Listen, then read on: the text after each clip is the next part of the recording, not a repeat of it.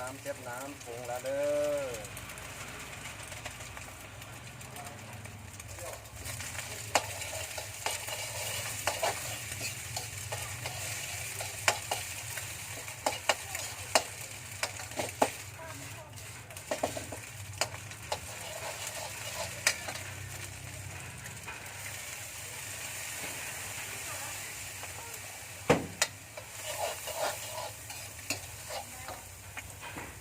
น้ำตาลนิดหน่อย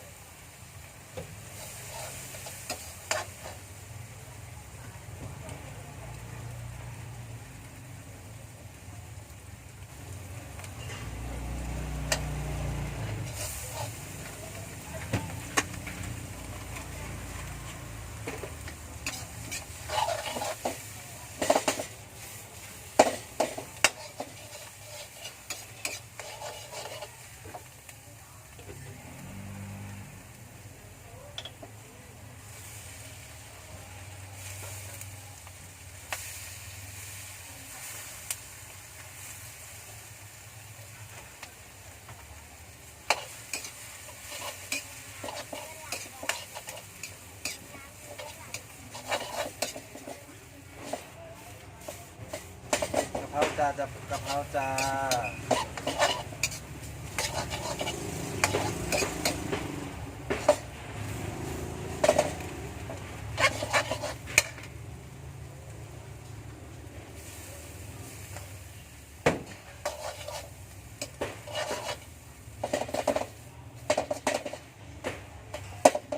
เอาไฟแรงๆหน่อยจ้า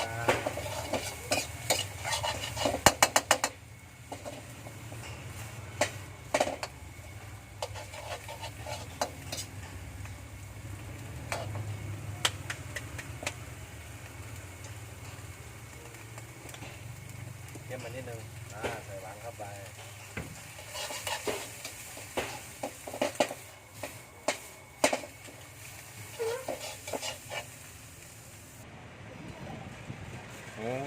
เขาเริ่มจะเสียแล้วว่าจ้าก็ว่าแล้ว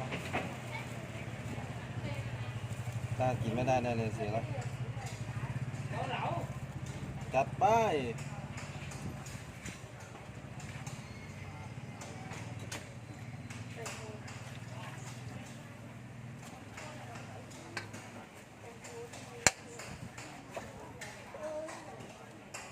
เฮ้ยผัดกะเพราน่ากินจังเลยจ้าเข้าเสียแล้วจ้ากินไม่ได้เลยแอคชั่น